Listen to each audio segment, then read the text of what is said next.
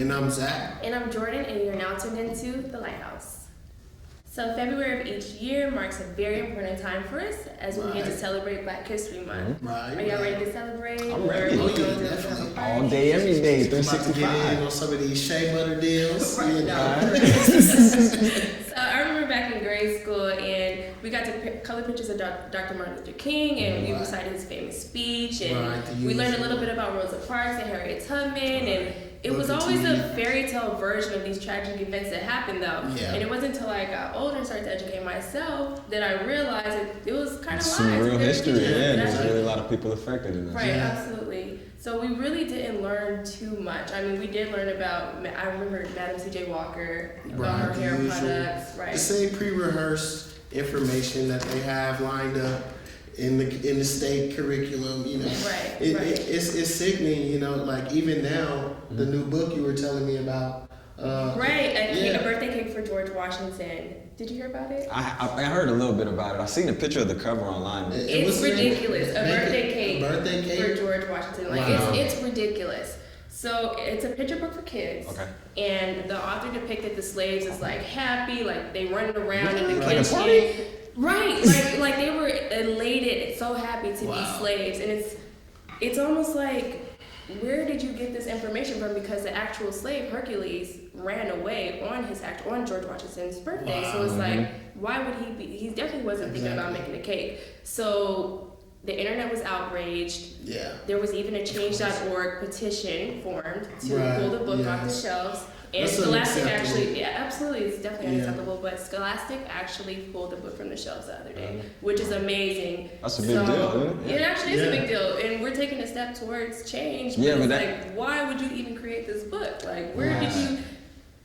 That's starting to show, though, with Scholastic taking off, that we're heading in the right direction as far as really getting the accurate information as far as our history. One step, I think, to combat that is we need to change Black History Month from just being a month. It should be longer. You sound like Stacey Dash. But I'm not saying do away with it. I'm saying let's make it year round. There's so much Black history.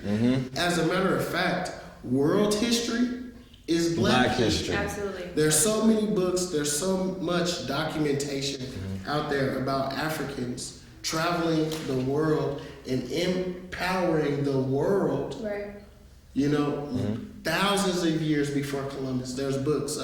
They came before Columbus. You want to check that out. Absolutely. There's books about, look at Africans in the early European civilization.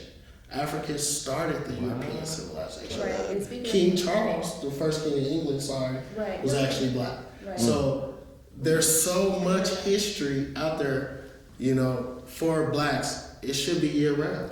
Definitely. It just makes me scared for the kids, though. So, like, what are they learning? What are our children learning, and who's going to teach them? We have to teach our own kids. That's the thing. Definitely. We have to support Dr. Umar in his school. Right. I'm not trying to, plug.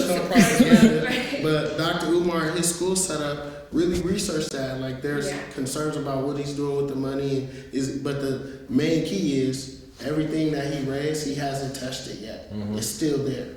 So we can have concerns about the legitimacy, but the money is still there. He said he needs $2 million. So he's only at supposedly $250,000. So, you know, I just feel like we should support him and his school. There's propaganda out there about both sides, but I just feel like that's a good idea. We have to teach our own. And we'll get into that a little more later, you know. But just Black history in itself, there's so many concerns. So you mentioned that you want to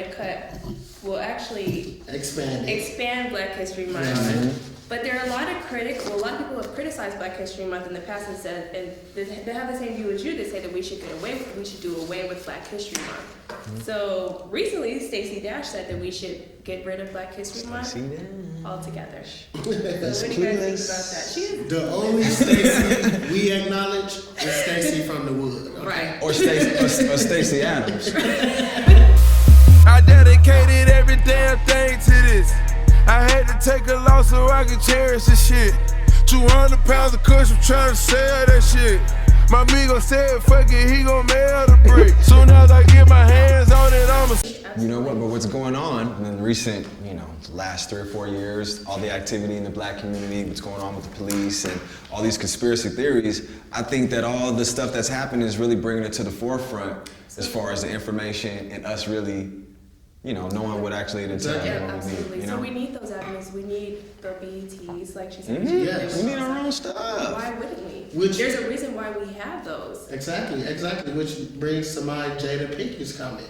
She was saying we have enough acclaim and a credit to ourselves as black people. We should have our own resources and avenues. To be in a position where you're asking for recognition diminishes your I forget the word she used, but your self-importance. So we need our own platforms like BET should be, and it's meant to be, not like it necessarily has been doing, but, I agree. Snoop has some good comments. Snoop. And you know what? And I love about Snoop comment is he kept it all the way real. He said, you know what, Stacey Dash? I'm going to say, what he was saying about Jada, I'm going to say what you really, I'm going to keep it real and say what you said the real nice way and the pretty way. Because honestly, if we don't set up something for ourselves, then we won't get any recognition for all the wonderful artists and all the different people and the stuff that they do. So I think that's definitely. It all resorts back to financial stability for the black community and black economics. We have to empower ourselves. We have to expand on resources to empower ourselves to bring prosperity to our culture, to actually have that culture. We talk down or kind of side-eye a lot of other races. Yeah, and it's not to exclude any other race and it seems like we're better, but honestly, everyone could tell there's something going on. We are under attack. But see, the thing is look at the different cultures. It's a part of the Jewish culture to invest in each other, to support each other. It's a part of the Chinese culture to support themselves. Absolutely, and that they do. But it's a part of the black culture right now to support everyone else financially and economically. So I have a question. Why do we question the validity of black businesses? Like earlier you mentioned Dr. Umar, we were talking about is he appropriating those funds? Why do we do that? We don't, when we go shop at Target, we don't see, what's in this Tide bottle? Or, why don't we question those, the white corporations? I just feel like we have to network more. We have to promote and market more to get these quality black businesses and quality black brands and quality black products in front of black consumers. But we don't buy quality products, and that's the thing. It's a part of the branding and the marketing. I read an article on CNN Money not too long ago about how marketers have a new plan to target the black consumer. Because right now, a new plan as in at higher levels, at never before seen levels. For example, Jaden Smith is the new campaign for the women's of Louis Vuitton. That's some whole emasculation type. Definitely. We'll definitely touch that also. But what did he say? He's $10 million. He cleared the check. And that's the thing. They're planning to target black consumers more than ever because. According to CNN Money, the black consumer, the black community, the black dollar that community is the most increasing community when it comes to millionaires. There are more black new millionaires than any other race, than ever before. So they're targeting us more than ever, So that just shows you the power of the black dollar, which was kind of goes along to Whoopi's comments. She was saying how. What did he say? I don't watch The View. Whoopi came from a different perspective. She came from the perspective of, we're mad at the fact that they're not nominating blacks. Right. You're going to the movies supporting these movies. And that's why I don't watch. She was saying how by the amount of people that goes to see a movie, that determines who gets nominated. And even though the nomination board is like 94% white. Right, and 71% male. They look at it objectively, so. But see, that's kind of hard to say that they really, from the outside looking in, with those numbers of that group that actually votes for the Oscars or any one of these different type of awards. Look at how many people went to go see Creed versus how many people went to go see Star Wars. Right. Or how many people went to go see The Revenant Right. So that kind of goes on with what people were saying as far as the production companies, and we need production companies to actually do these black films and put the right budget in these films so and we can get new credit. There's a bit of bias. Yeah, with everything in the world, you know? I mean... So in this episode's countdown, we'll be counting down the top 10 things that happen to black people throughout history. So coming in at number 10, we have modern day genocide. Okay, now similar to what's going on right now in Flint with the water situation, what's going on across the globe with the alarming rates of deaths in the black community, you know, it seems to be modern day genocide going on. So you may want to look into that. Number 9, the education disparity. If you look at education throughout the country as a whole, there is a lack of achievement there. And it's because the educational system does not serve us. And if you look at the stats, it's alarming. 1 out of every 4 black males across the country graduates from high school. And even today, it's 10 times harder to get a GED than it was previously 10 years ago. It's 7 times harder to get a diploma than it was years ago. That's just scary, you know? Coming in at number 8, the westernization and the invasion of Egypt. Like, think about it. Growing up, a lot of kids don't even know that Egypt is in Africa. A lot of adults don't know that. You know, a lot of people, when they imagine Egypt, they think about some yellow person. But even today, right now in Egypt, if a black man, dark black man walks around Egypt, they will let you know your people were the original people. They know it, and we around the world should know it. Number 7, the crack epidemic. Like, we all know how huge that was and how deeply affected the black community was by that. Prison rates skyrocketed. Drug use and unproductive citizens in the black community skyrocketed. The war on drugs tore up black families, you know. Just, it's so much the crack epidemic did to destroy the black community. Number 6, the color line. This is basically that invisible line drawn between light skin and dark skin, you know, team chocolate versus team caramel, you know, that whole thing that was pretty much introduced in the Willie Lynch letters, you know, just as another device to divide us. Number 5, the AIDS epidemic. I mean, it was man-made, in the lab, targeted, created for blacks. Like, I mean, that's huge. You know how many people around the world have died and suffered from HIV and AIDS? I have here an estimated 22.4 million people across Africa have HIV and AIDS. Like, that's ridiculous. Coming in at number 4, we have institutionalized racism. I mean, if something is the law, then it is right? Guess not. If you look at laws like Jim Crow, apartheid, and all these numerous other laws that have subjugated and discriminated against black people. And even if you look at what's going on with police brutality and all of these innocent, unarmed blacks being killed and being justified by the law. Like, that's crazy.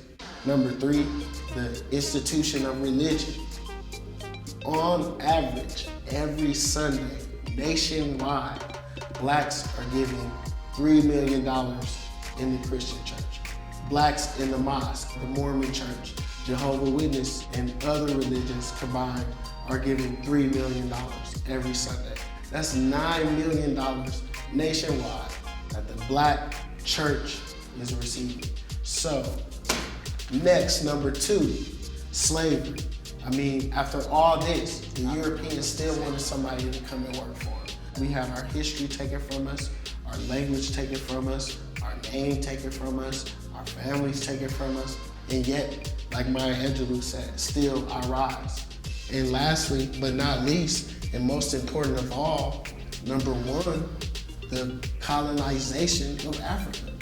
I mean, in the early 19th century, European countries saw how rich Africa was in minerals and wealth and gold. If you look at all of the technology today that comes off the back of African children, you look at it, 90% of all the televisions, Apple MacBooks, Apple iPhones in the world come from the minerals in Africa that children are mining. And a lot of that gold comes from our homeland that they're stealing from us. So that is definitely the worst thing that happened to black people in history. So there you have it, the countdown to the top 10 worst things that happen to black people. So yeah, so Jordan, what do you think about the countdown? I liked it. It was really informative, but I definitely would add in President Reagan's 1982 war on drugs. Yes. So that was to me one of the worst things that happened in Black history, and to Black people, not actually only to Black people, but to people of color, because from 1980 to 2007, which was the height of the crackdown, 25.5 million adults were charged with possession of use on illegal narcotics. 8.5 million of those were African Americans, nearly 3 times the percentage of blacks in the general population. The numbers is right. The proof is in the pudding. What did Jay-Z say? Numbers don't lie. Right. Yeah, numbers don't lie. So we mentioned the crack epidemic, but where did crack come from? Exactly. How did the hood get access to all that crack? Absolutely, and it's proven that after the war on drugs was launched, that's when crack hit the streets. Yeah. Wow. So Reg, what would you add to that? What would I add? I think another thing that's actually would be a big deal is the death of the Black Panthers. Wow, yeah. The kind of disbandment and the death of Black Panthers, I think, was really affected us. Yeah. Yeah. They definitely have a lot of programs, and even the 10-point program, which were the 10 like rules that they stood on. Yeah, 10 Like if you principles look that at they the stood on. elements of the Black community today, and you compare that to the 10-point program that the Black Panthers had. Yeah. To me, that served a key solution Right. to the issues. You know, some of the key points were having your own resources, community resources, being in charge. They asked for the Black community to be in charge of the Black community's resources. For example, Black education, Black food and shelter, Black economics, Black employment. What is to be in charge of these key resources to really be a prosperous nation, you know. So that's huge, bro. That's definitely right now with what's going on in Flint with the water. If they had their own, we'll get to that, but they had their own source of water, or if that community had let's think on that though. Yeah. Let's talk about what's going on in Flint. That's huge. In Flint. That's literal genocide going on right now before our eyes. So 18 months plus, the water still has lead. wow. I even seen a video where a woman online, and she actually had a sparkless water bottle. Okay, so everyone knows that the whole world is pretty much putting all their refunds, their sources together and sending money and water bottles down. I think the game sent 500,000, Cher sent $1 million. I mean, yeah, he spent 50,000. So everyone's getting together and sending water. The only thing is that one person, the community is getting distributed lead testers. So this video showed this woman actually opening a fresh top, and it looked like she broke the seal, and I figured no one has the reason to lie, so I took it credible. She broke the seal, put the tester inside of it, and it tested positive for lead. She even poured the water into a cup to make sure it was the same water, and she didn't tie the cup so no one could say that there was lead maybe inside the plastic, and it's still positive for lead. So she's saying, hey, they're killing us on both sides here. And another rumor is that even then. Well, and I'll go back here. Now that has not a rumor that's really been blown up yet, but it's this particular one video that I seen. This woman, she did that test on her own, and that was just her opinion. And in the midst of what's going on, it's not that hard to believe. I found out that Cher had a difficulty finding an American water company to actually help her and meet her request to send down to Flint. Some don't smell right. Some don't smell right. I saw that, but I was kind of confused as to what she meant. What did she mean, American company? When she had to source water from? Well, I think she got it from Greenland, I believe. So what were they not able to See, supply? and that I still can't say that because I didn't dive into it with the details, but just kind of like when you read the kind of like the little caption of the article, it said that she had difficulty and she ended up getting it from Greenland. I mean, the whole world. If we're here in America, how is this Greenland company, or how are they beating them to the punch when we're here now? That's the question. Anyway, that's deep. So going back to the what we would add to take on the list, I think what's happening with Flint now, that should go on the list. I think that's that's pertinent because they have to deal with that for decades. I think you mentioned to me also. Was it the murder of, what's his name, Gaddafi? Oh man, that was huge.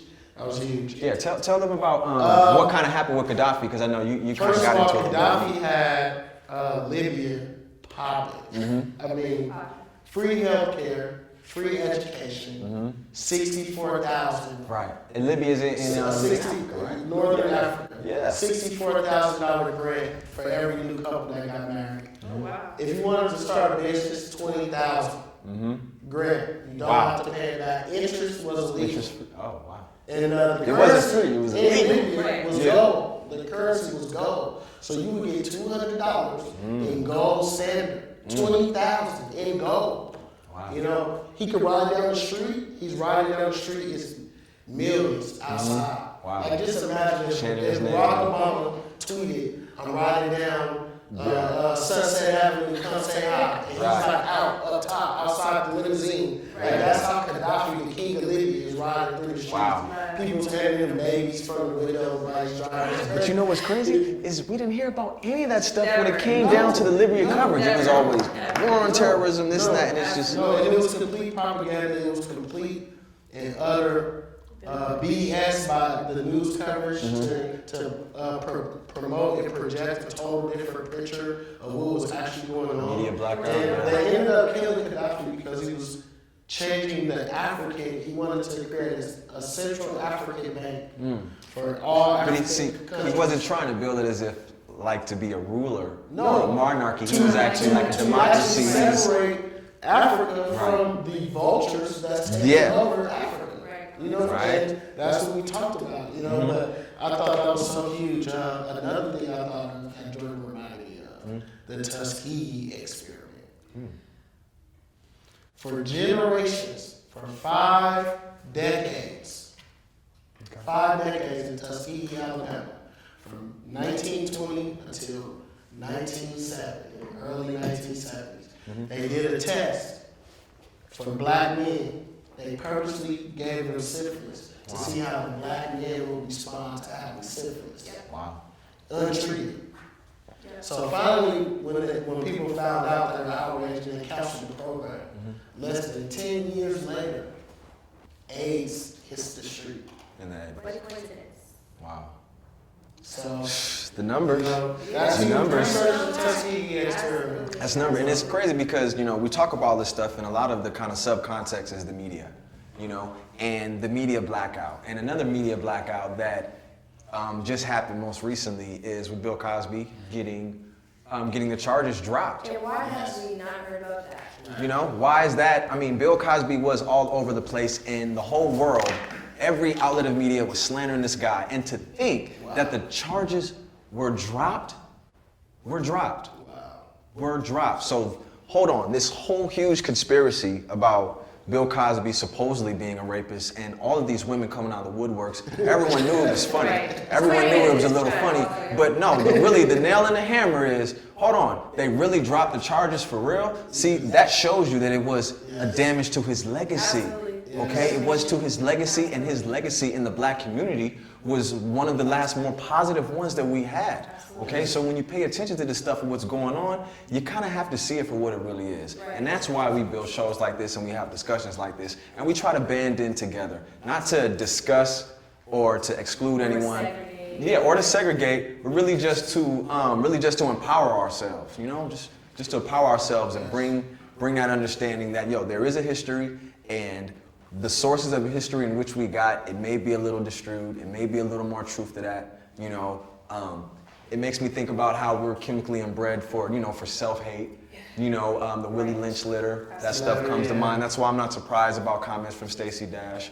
And they put these type of people who we seem as celebrities or people of renown, fame and whatnot, and they put them front and center and they say ludicrous things.